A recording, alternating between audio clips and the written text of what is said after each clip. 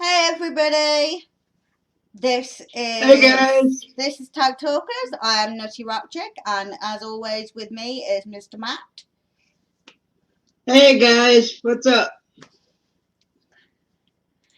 And we are here to talk about the wonderful world of WWE, the upcoming pay-per-view, and all of our indie bingy thoughts and fluff. Okay, let's get started. Now, Matt, you've Okay. got the match listings. Where do we start for the pay-per-view?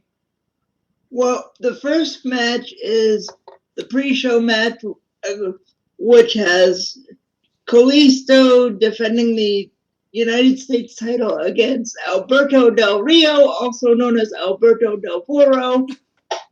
And the way I see this match going is basically Kalisto retaining the title and defeating Alberto Del Rio and hopefully moving on to something else. I'm very much in the same opinion as you.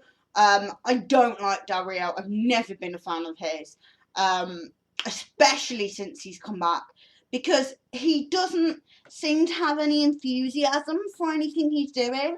He looks bored out there. He looks like he's not having fun, and honestly, it takes away from it for me. Um, he looks like he's going through the motions, not actually like trying to put effort in, if that makes sense. You took the words right out of my mouth. He looks like one of those wrestlers that just came back because he's got a family and WWE threw tons of money at him, most likely, and it's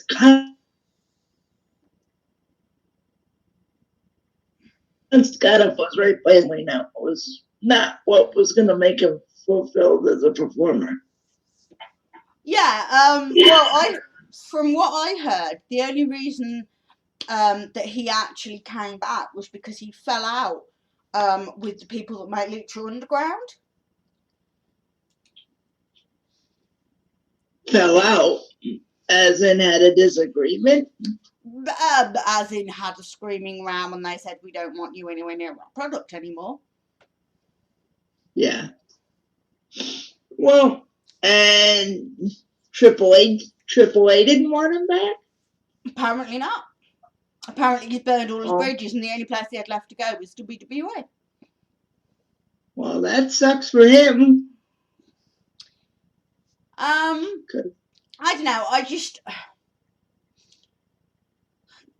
when I look at all the guys on the indies, it's the same problem I have with Brock to a certain extent, but at least you can say with Brock that he brings in money. Yeah. But I don't like seeing guys on the main roster who don't really want to be there.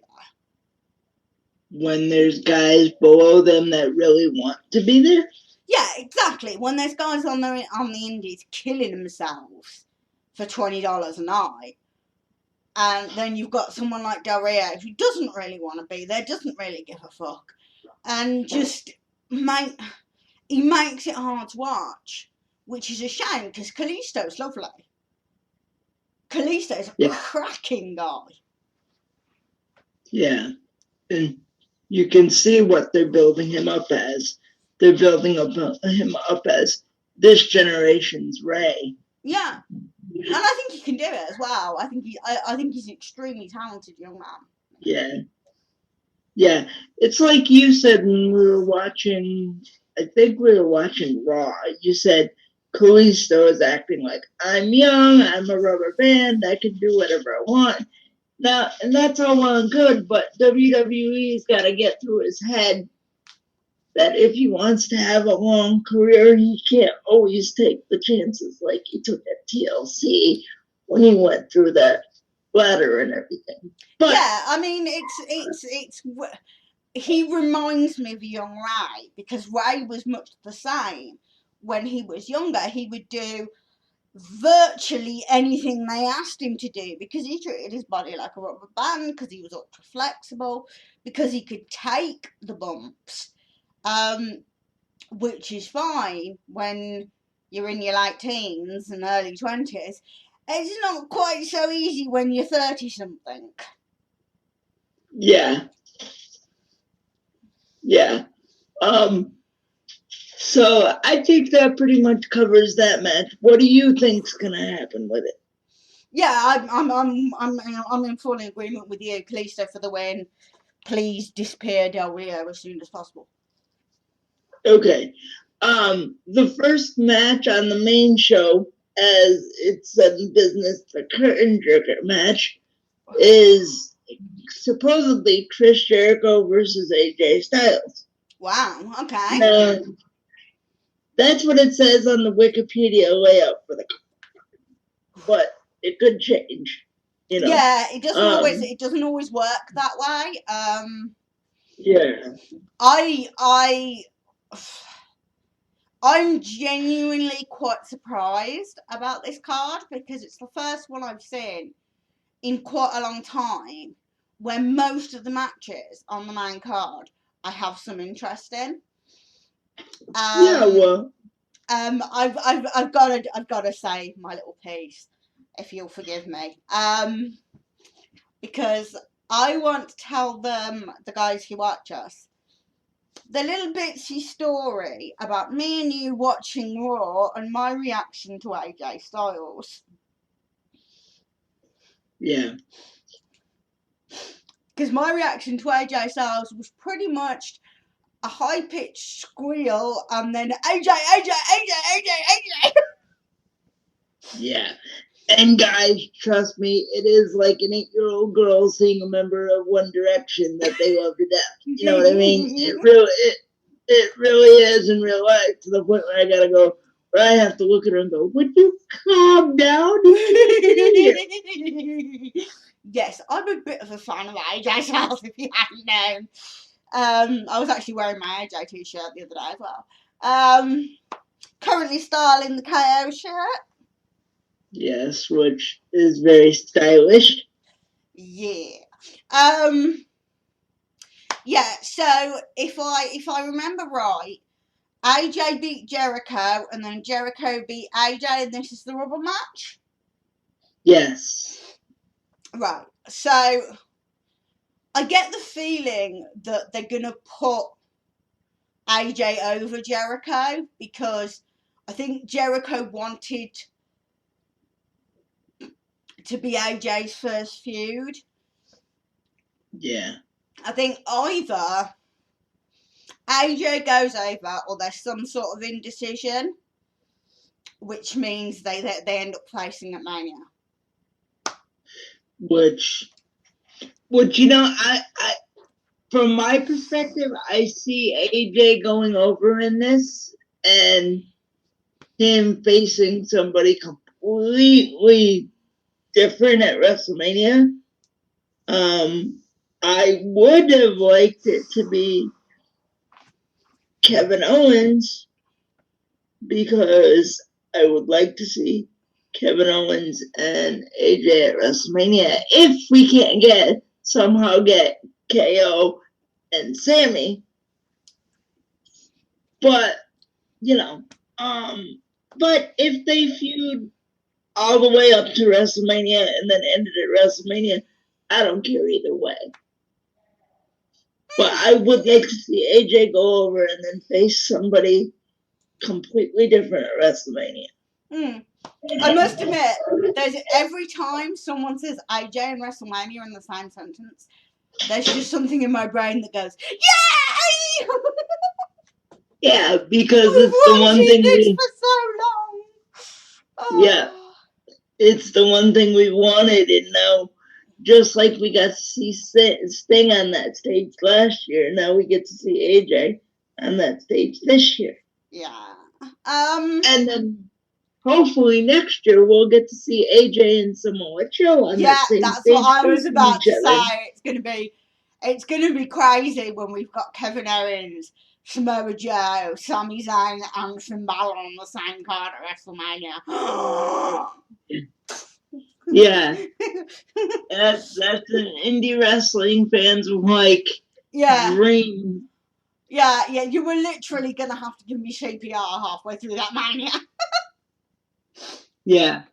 Okay, and then we have a 6-man tag between Rowan, Harper, and Braun taking on Kane, Ryback, Big Show and Ryback. and Big Show.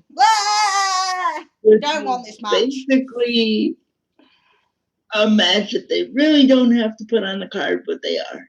Yeah, this is my piss break match, I'll be honest. Yeah. Don't care what it should go over because they keep losing at every single pay-per-view.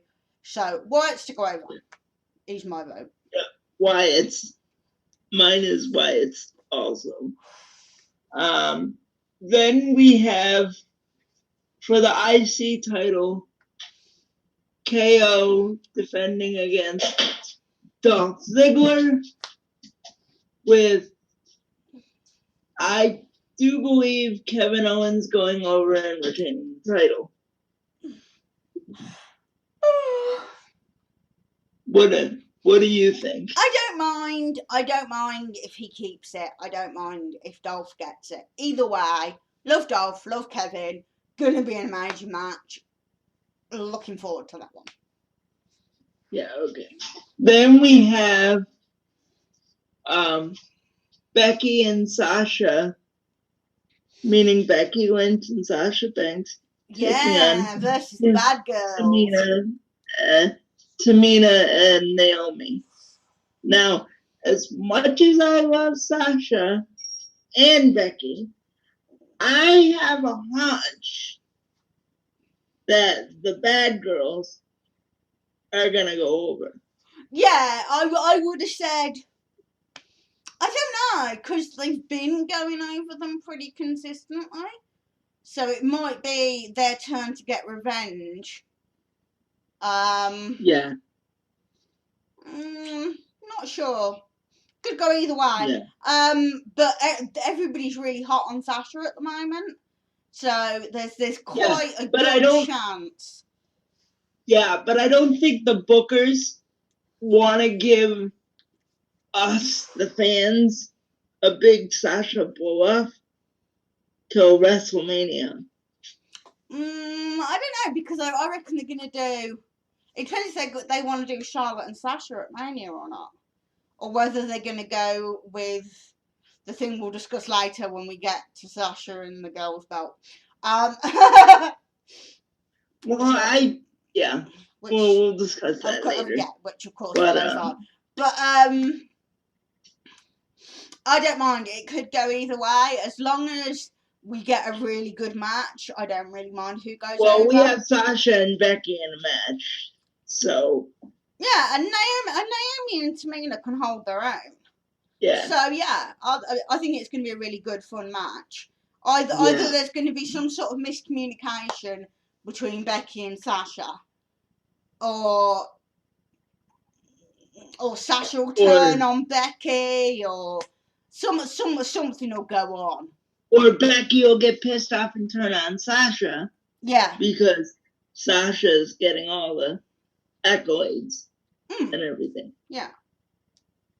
Then we have Charlotte taking on Brie. Sorry. The twins are interchangeable. No. Let's get this right, because let's call a fish a fish. This is Charlotte versus Mrs. Daniel Bryan. Because that's what the entire build-up for this match has been. This is Charlotte versus Mrs. Daniel Bryan. It's got nothing to do with Brie and Brie's wrestling history, or the Bella twins, or anything like that. This is all about the fact that Brie's married to Daniel. And that will be the only reason she wins if she wins. I just want to make that clear. This isn't about wrestling ability, because Charlotte could wrestle rings around Brie. I mean, Brie's the better of the sisters, I admit that. But even still, Charlotte could wrestle rings around either of the Bellas. So it is literally, will Brie Bella get the belt because Daniel can't wrestle anymore? That's pretty much the question. Yeah. what they're trying to do is give her a moment. Give her a moment before she leaves the ring. Is basically what they're trying to do here. And goes to make baby Braun's. Exactly. Yeah, like I said, I don't know. It could go either way. But Charlotte could keep the belt. Brie could win the belt and then pass it back to Charlotte. I don't know. But if Charlotte makes this match look really, really good, Although it'll cement her legacy that she can make anybody look good. Yeah, I agree with you. I think what would be interesting would be if they put the belt on Brie and then Brie got beat by Sasha and Sasha left. I mean, Brie left and Charlotte said, well, I never lost the belt to Sasha, and uses her rematch clause on Sasha. Yeah, which that could be a way that it goes. It's doable. That'd be a big... Yeah, and it would be a good storyline way to build it into Mania. Yeah. Then I'm pretty sure, besides that, all we have left is the triple threat between Roman, Dean, Whoa. Before we hit the main event, we cannot continue without mentioning what will be the coolest segment in small pay-per-view history. The cutting edge peep show. Yes. Edge and Christian, my boys. Yes. And the New Day. Now, I can't quite make my mind up because the Dudleys have been going on this big rampage. So do Edge and Christian set up the Dudleys versus the New Day for the tag titles and talk the New Day into it because the Dudleys are their old mates? Or do Edge and Christian introduce somebody from NXT? Like, take your pick. Who are the boys that you think of when you think of the next Edge and Christian? Kaz and Enzo? That would be my bet. I think that would be a fantastic way to bring them in. Yeah. So, I didn't think about that. That would be amazingly awesome. Because, it's the perfect setup. The original old school team of Edge and Christian with the tag team champions in the ring. It's either gotta be them putting the Dudley boys into that position or them bringing in a new team to face the New Day. Yeah. And I think Edge and Christian would be perfect. Or even American Alpha. I wouldn't be shocked if they brought up Chad Gable and Jackson Jordan and they won. Either way. Yeah. Either way, I reckon, I think that would be, it's such a good platform to launch somebody. I think it's gotta happen.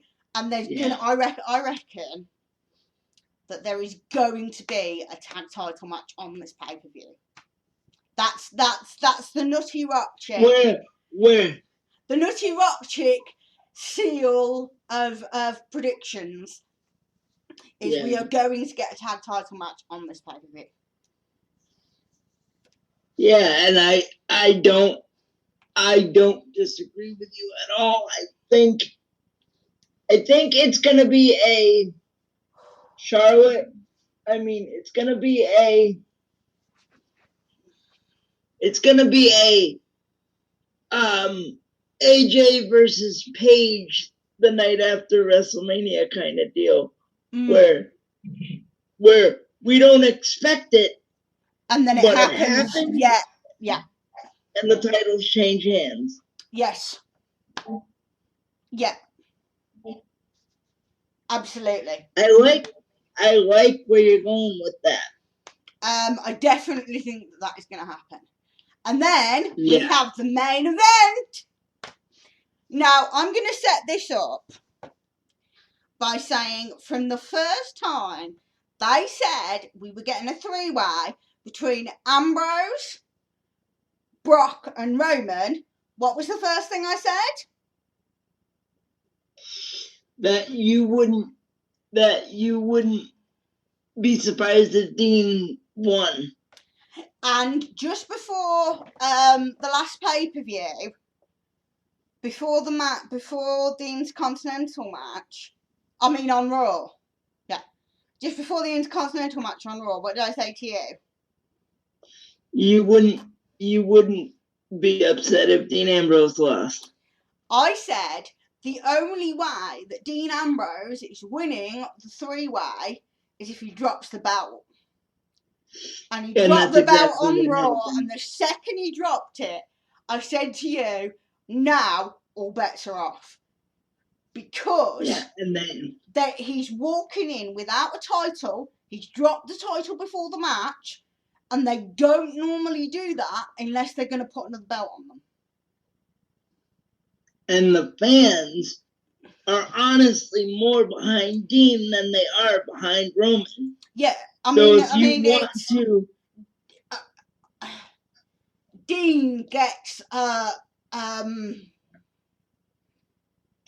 really big pop in comparison to Roman. I mean, it's like, oh yeah, it's a massive difference.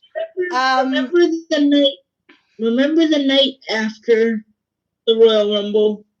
I think it was, or it might have been the week after Rumble. Whatever show it was we were watching, that was Braun, and Dean started off the show, and the second his music hit, the place blew up. Yeah. I see Dean Ambrose and Triple H becoming possibly this era's version of Vince versus Steve, to put it in that context. Yeah, absolutely. I totally agree with you. I mean, I don't really like... I mean, I did do it with Enzo and Cass, but I don't really like using I'm just using it as a comparison. Yeah, using like the older stars as comparisons. But yes, absolutely. It is very much... Ambrose very much is a stone cold character, facing off against the evil corporation, ministry, authority, whatever you want to call it. Yes, absolutely. Yeah. And people love that, and people are buying that. People don't buy the Samoan Badass. The only time they buy the Samoan Badass is when Paul Heyman does it in a mocking No. Ha! I'm going to correct you there. When they actually treat Roman as a Samoan Badass, people cheer him. It's because they kept trying to treat him like a Daniel Bryan underdog. And people are going, the guy's a fucking 6 foot something big badass Samoan, and we're supposed to think that's the underdog? Fuck off! Yeah. I mean, it made no sense. I mean, if you're gonna push somebody who looks like that, you push them as what they are. Well, it reminds... Sometimes, and I'm not making fun of Roman Reigns, but whenever I see Roman Reigns wrestle, it reminds me of when Rock made the comment about somebody saying they look like Tarzan. Oh, it was Test saying he looks like Tarzan, but he wrestles like Kane. Oh, awesome! That's what I think of when I think of Roman. Though I must admit, I've had one dream from the first time I realised that they were going for making Roman the new face of the WWE. Now, as most of you know who are fans of mine, I've been a Samoa Joe fan for quite a long time. And I told Matt this the other day when we were talking about wrestling, as we seem to do pretty much all the time, but hey, that's Every life. day. Yep. Between playing Xbox and watching stuff, yeah. Yeah. So we hang out every day, guys. So yeah, my dream scenario would be Roman coming out with the title belt and Samoa Joe's music hitting. Now, I would love, my dream beyond dream would be this happening at the end of Mania. I'm not holding out for that because I think that might be me dreaming too hard. But I've always wanted Samoa Joe to come out, turn around, and say, I'm what a real Samoan wrestler looks like. I'm not a pretty boy born with a silver spoon in my mouth. I'm a guy who fought from the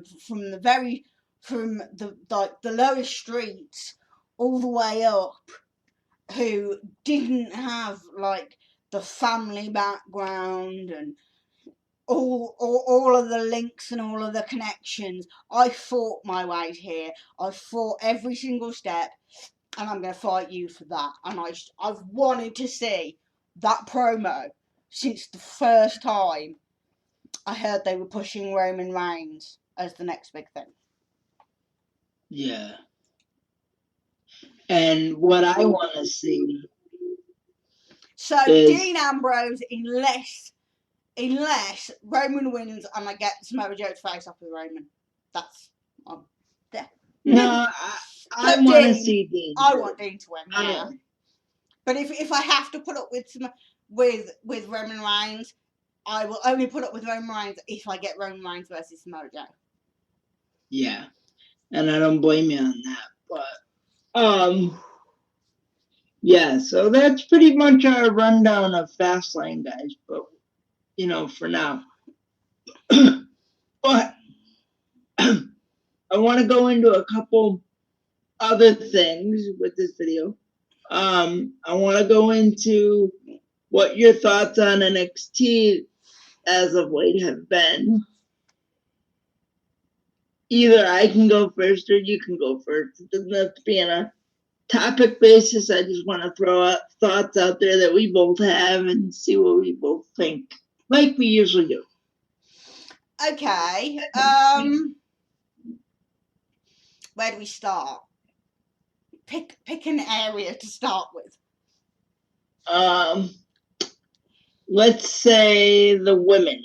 Okay. So you've got Asuka, Nia, and Bayley. That is a WrestleMania match. I'm saying it now. I don't care who books it. That is a match I would pay to see. They're amazing women.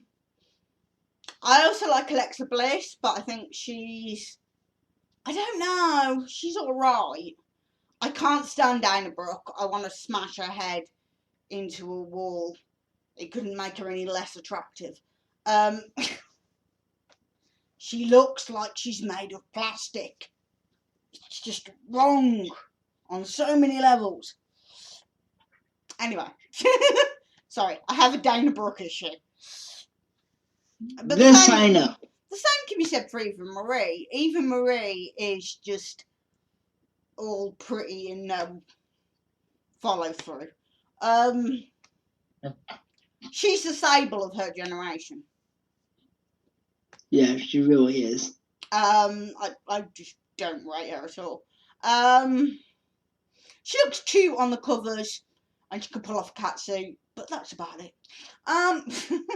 I'd much rather watch Bayley, who is lovely, and Carmella, who I adore. I got to high five Carmella at NXT Live. That was fantastic. Yeah, that's my thoughts on the girls. No.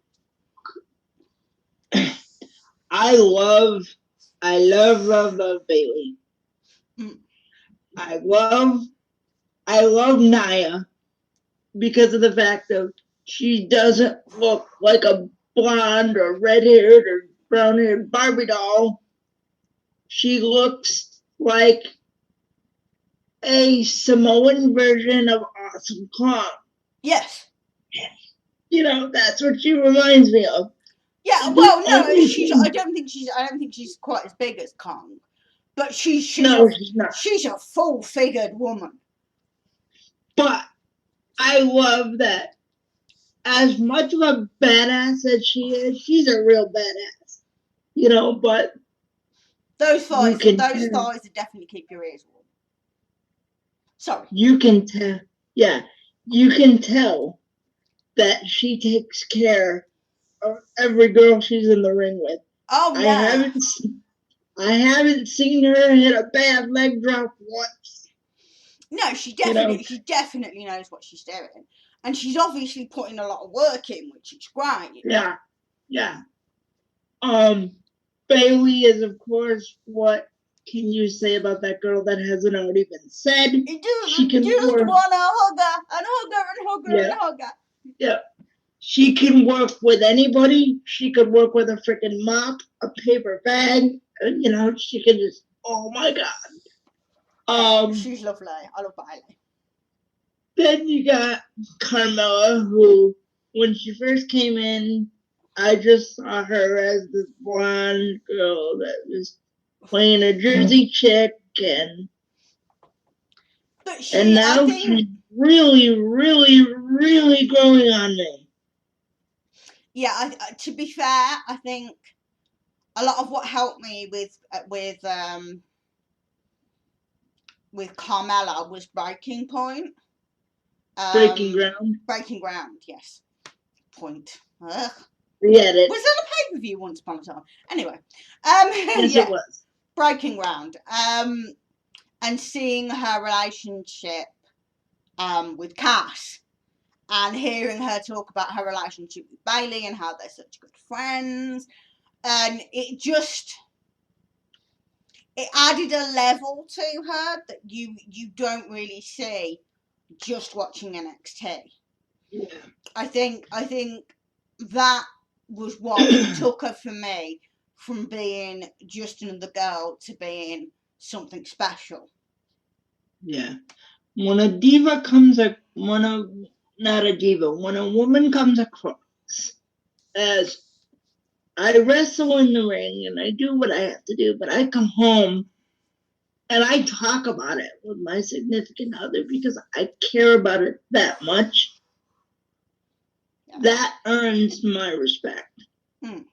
Like, I don't think, I highly doubt Eva Marie does a match, comes home and talks about it with Jonathan, unless the WWE Divas, Total Divas cameras are there.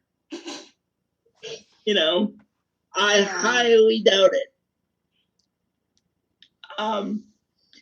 Now, the one bone nitpick bad character that I've told you that I think WWE's developed in NXT is the drifter Elias Sampson.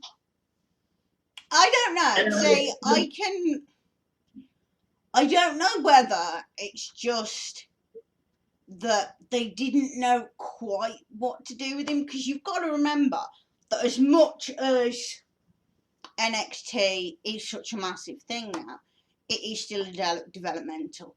I think they kind of went with an idea and saw if it worked, and it's just not really working. He is very good. I've seen him before, and he is actually a very good wrestler. But I'm not sure they're handling making him seem like an enigma type thing. I don't think they're pushing it quite right. Am I boring you? Yeah. Sorry, I don't know, I've been yawning a lot. But anyway, yeah, he's just very odd. Very odd,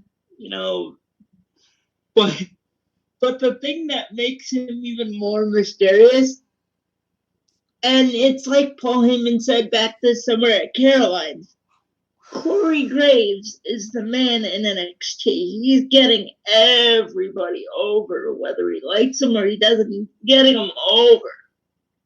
Yeah. And I like how a couple weeks ago we started talking about going around Pittsburgh because they're both from that area and talking to drifters and homeless people, and nobody has an idea who this guy is, and trying to get him some further along the story to try to get the people interested, and it's just not working.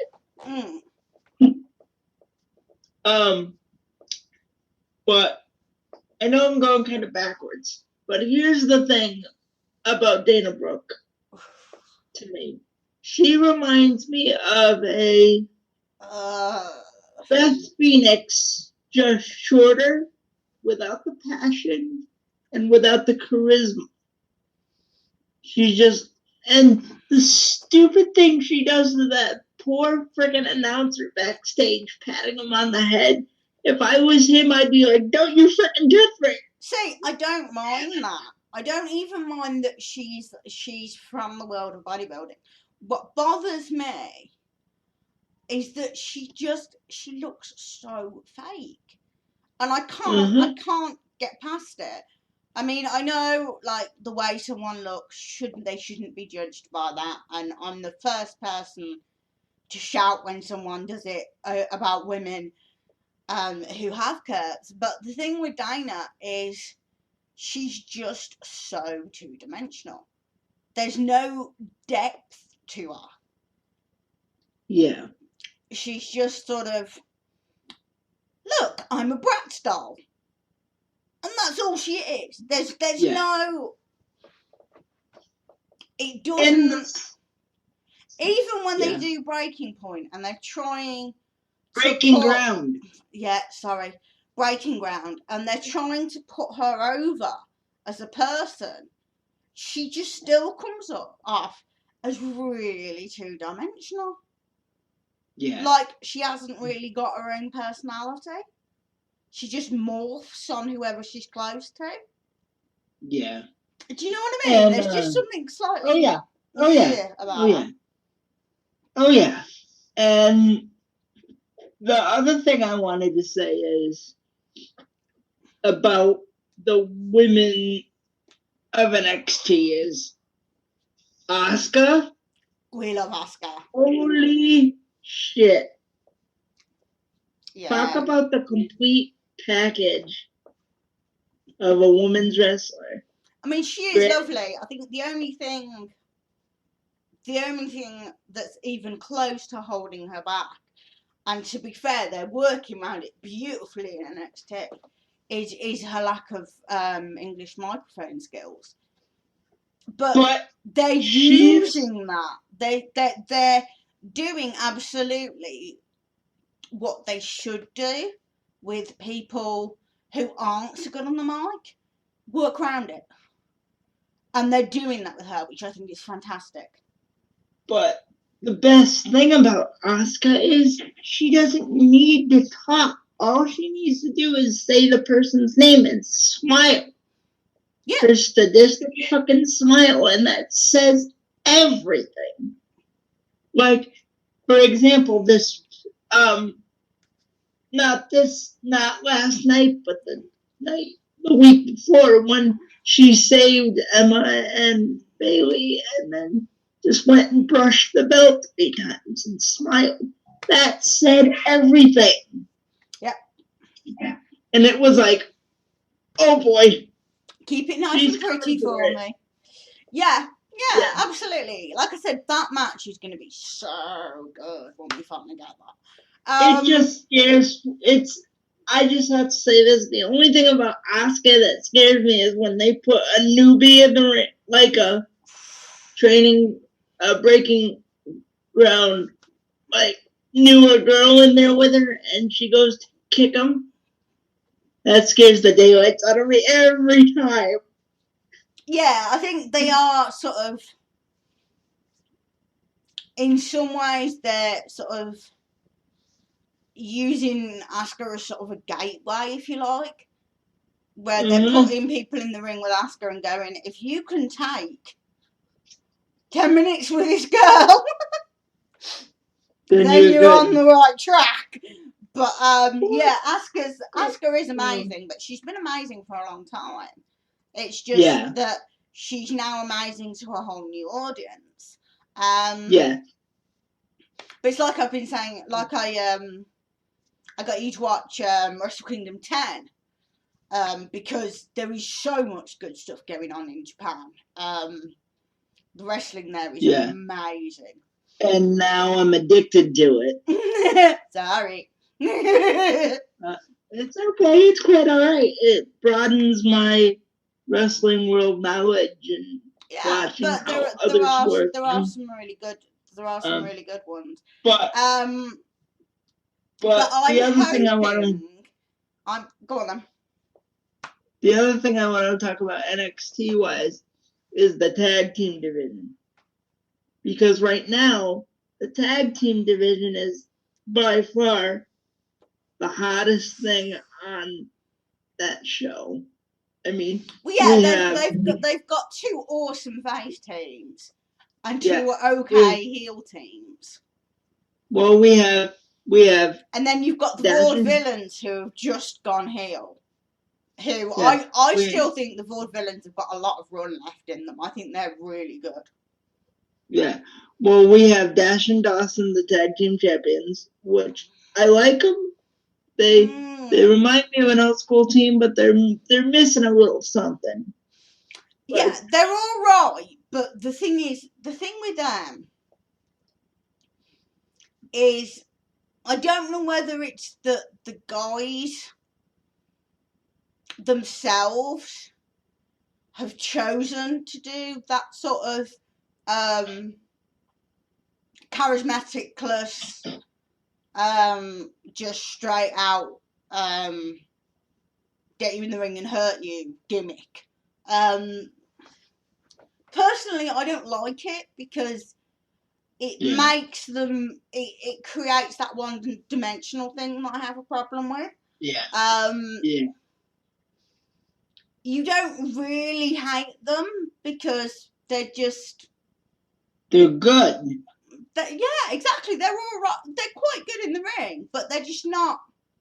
There's nothing about them that like makes you feel anything one way or the other, which is why I have a problem with them.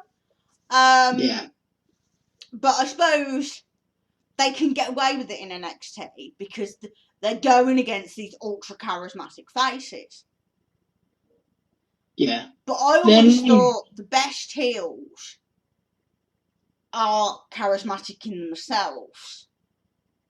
Yeah, and these guys don't say charisma at all to me, really. They just say they're a lunch pail old school heel tag team. They remind me a lot of Ole Anderson and Tully Blanchard. Or not Ole and Arn is more what they remind me of. Like I said, they're all right. I wouldn't give them that much praise as to put them in with those gentlemen. The only problem with the tag team is the bald one at the tag team. He looks like Gilbert's cousin.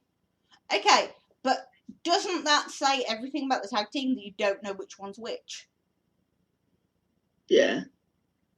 I'm sorry, I don't pay attention, but yeah. No, but that is something about. Well, I do pay attention. I just don't know which one's which. Yeah, but they don't have personalities. They don't have anything you can stick to and go, right, that's that one, that's that one. There's nothing defined, definitive about them. Yeah. Do you know what I mean? There's no. Yep. There's nothing that. They're just very bland. Oh yeah. And then we've got the two that are with Alexa Bliss, which they are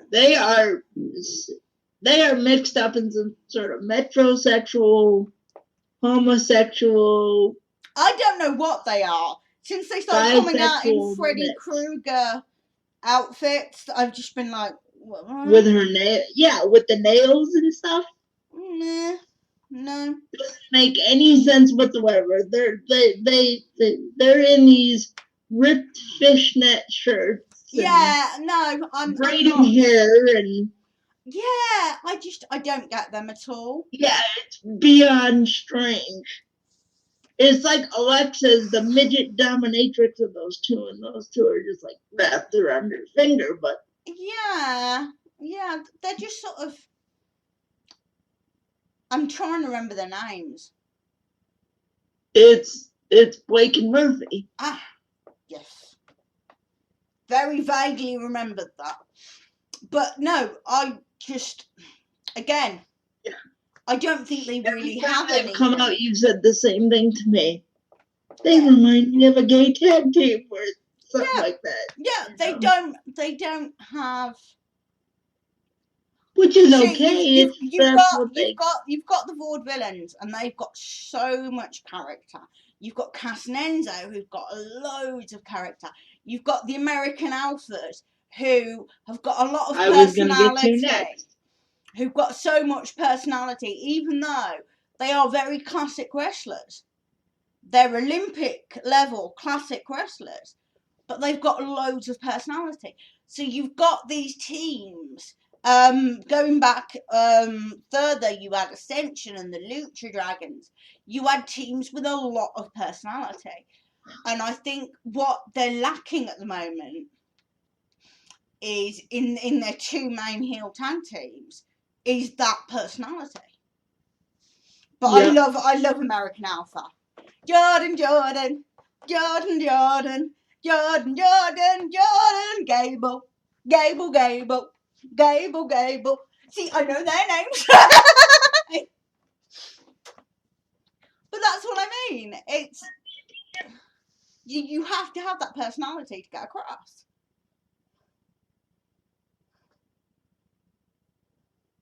Are you with us, Matt? Yeah, I had to take a quick commercial break.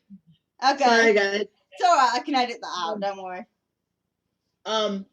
But the other group is the big group is American Alpha. Yeah. These guys are just amazing. They're I don't know.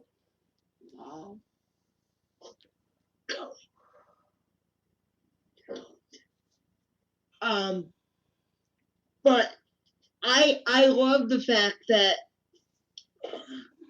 Jordan and Gable,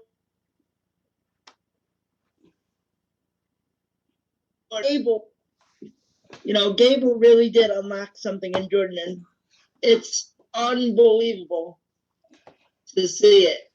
Yeah. Jordan was missing something, and now that he's with Chad Gable, it's just they're Shawn Michaels and Diesel, and they just No, I think in talking they found each other, and it's perfect. We mentioned it earlier. In that I think they are very much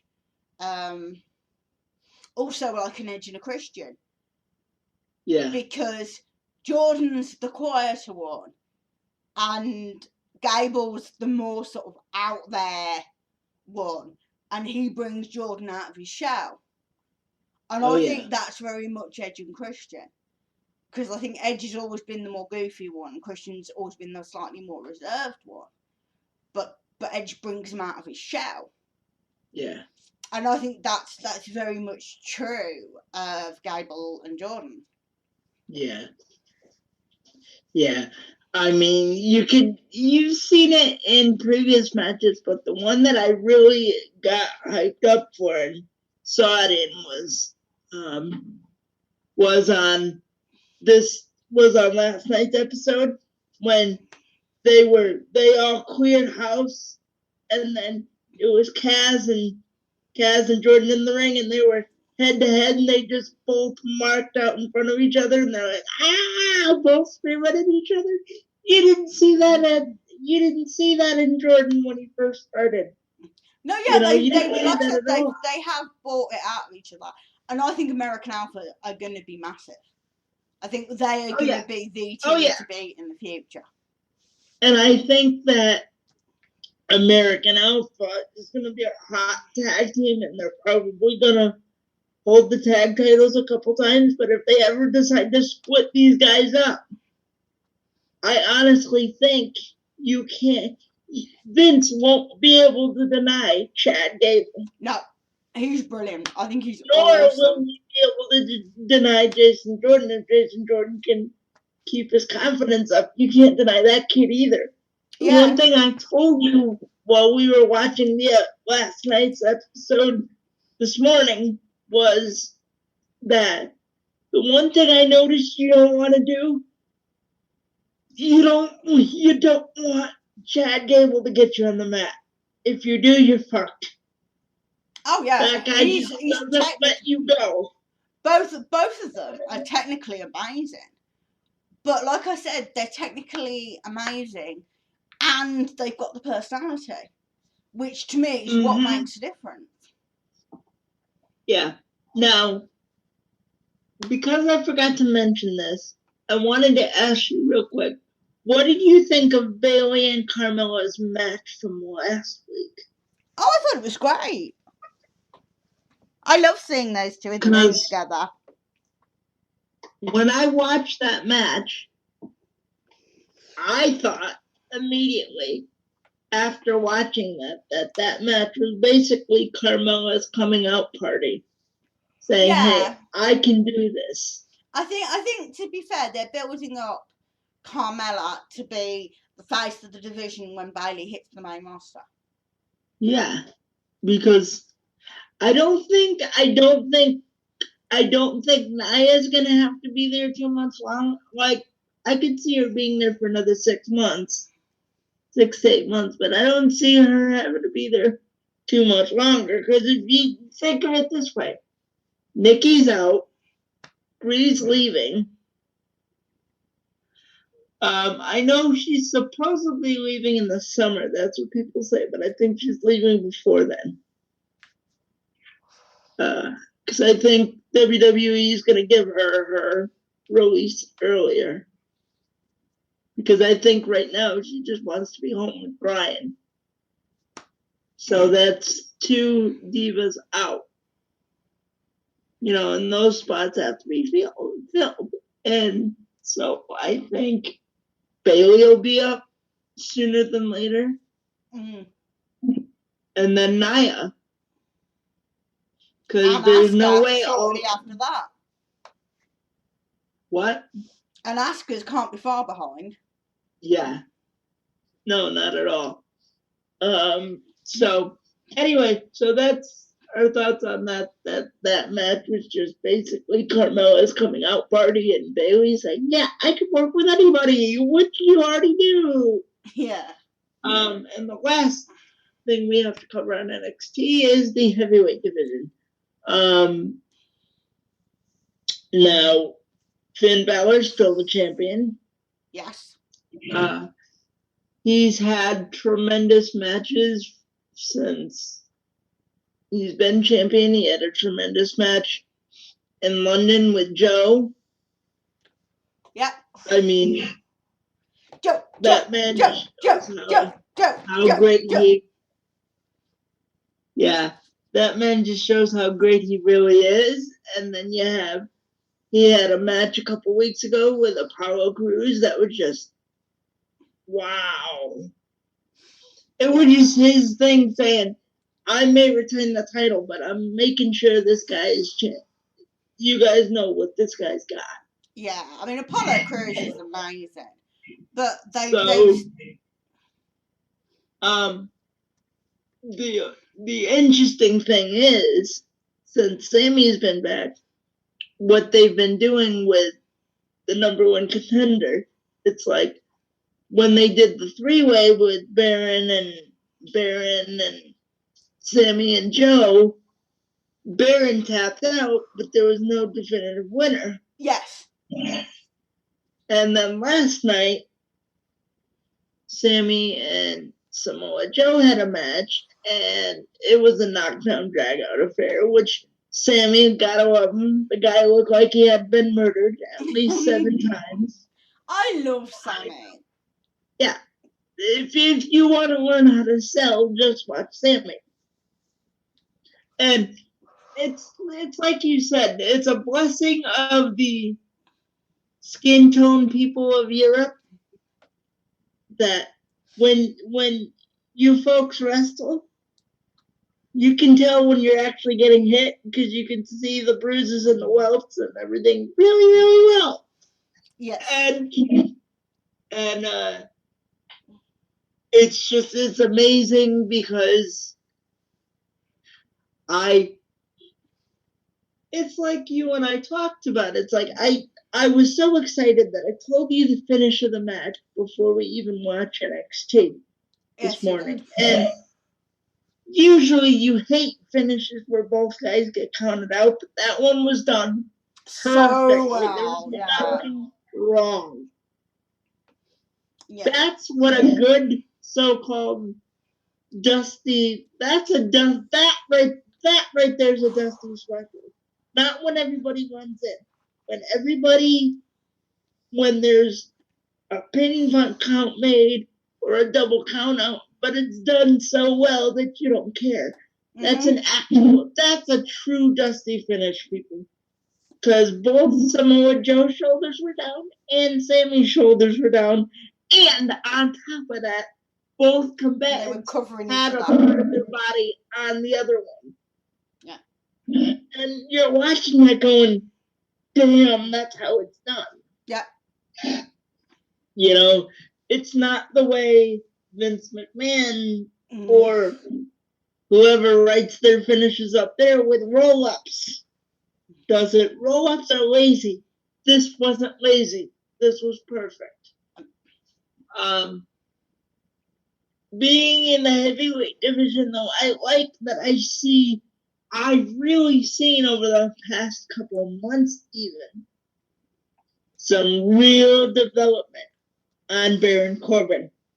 Well, this is the thing that I keep saying about the NXT does so well, is it's sort of like when you say number one contender for the WWE title, at best there's 3 people ever. It's never. NXT tries to keep it to 1. No, NXT, it's literally, you can take your pick of the top guys. Because you could put Apollo in a title match at any time and it'd be fantastic. You can do the same with Baron. You can do the same with Sammy. You can do the same with Joe. You can do the same with, do you know what I mean? There are. Yeah. They're very interchangeable. Yeah, they've got a lot of talent that they can work with. So therefore, if somebody got hurt or called up. Exactly. It's designed to be flexible, whereas the WWE system is not flexible. It hasn't been flexible for a long time. Yeah, and well, basically, what's gotta make it so hard for Triple H is he's working his system the way it should be run, and then he's going to Raw and seeing the way his father-in-law runs the system. He's got to be going, oh, why don't you just go away? I'll fix this. Yeah. You know. Yeah, I think we all agree with that. So and anyway, I think that's about our summary done, isn't it? Yep. Okay, thanks for listening, boys and girls. We love you lots. Mwah. Talk to you guys later. Bye.